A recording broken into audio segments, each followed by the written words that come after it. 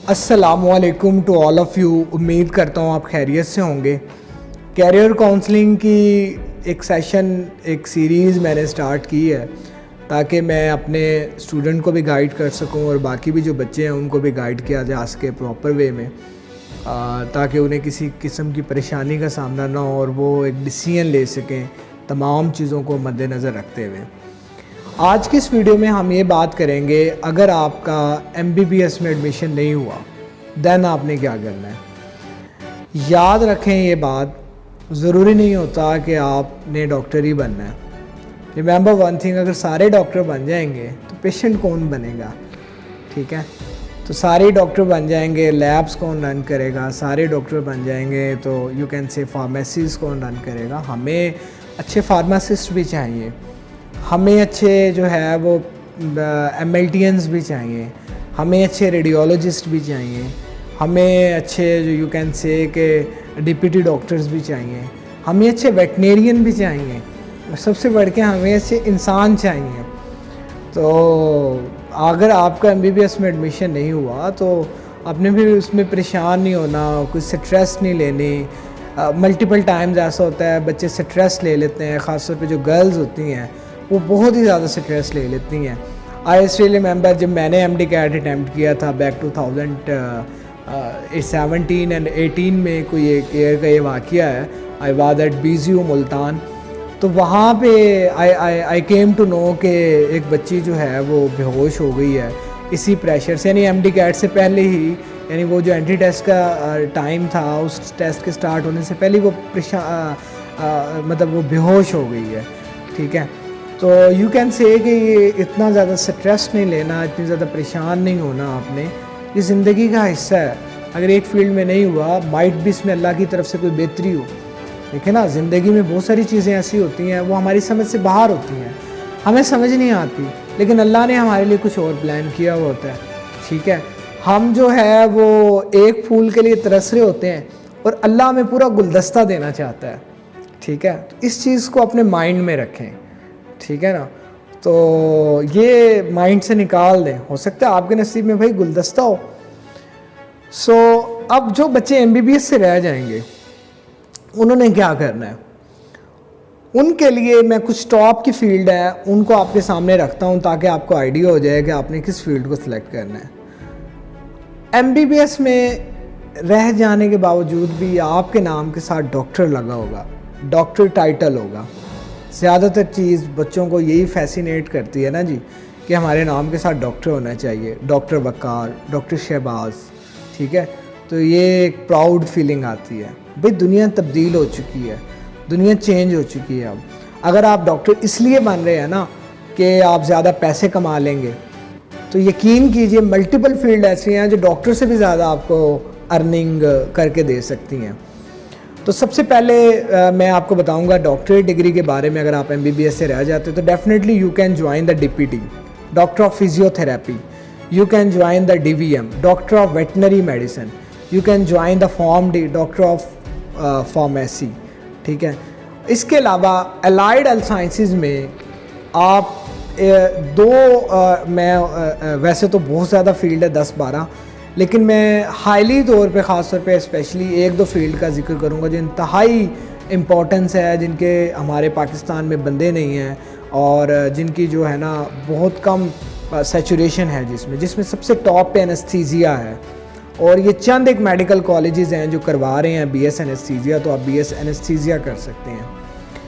तो अगर हम बात करें, अगर डॉक्टरेट डिग्री में देखें तो PharmD and DVM both are best. अगर इनका थोड़ा सा हम कंपैरिजन करें तो डॉक्टर ऑफ फार्मेसी एक वाइट कॉलर जॉब है, एक साफ़ सुथरा काम है, आपको कोई फील्ड में नहीं जाना, या आप इंडस्ट्री में होंगे या आप अपनी फार्मेसी बनाई होगी, या अगर आप एकेडमिक में हैं तो उधर होंगे, या किसी रिसर्च लैब में होंगे, या आप मार्केटिंग में जा सकते हैं। नीड टू से जैसे आप जो मेडिसिन होती है उसकी मार्केटिंग करें और वो जो कंपनी की प्रोडक्ट है उसको बेचें, और marketing is a good option. तो इसके अलावा अगर हम DVM की बात करें, doctor of veterinary medicine, DVM जो है ये बहुत वास्ट फील्ड है। DVM के अंदर आप लार्ज एनिमल में जा सकते हैं, आप स्मॉल एनिमल में जा सकते हैं, आप पोल्ट्री साइंस यानी पोल्ट्री वाली साइड पे जा सकते हैं, आप डेयरी के अंदर जा सकते हैं, आप अगेन इसमें मार्केटिंग में आ सकते हैं, मेडिसिन में जा सकते हैं, सर्जरी में जा सकते हैं, थीरियोजिनोलॉजी में आप जा सकते हैं। तो ये बहुत बहुत बहुत वाइड फील्ड है DVM।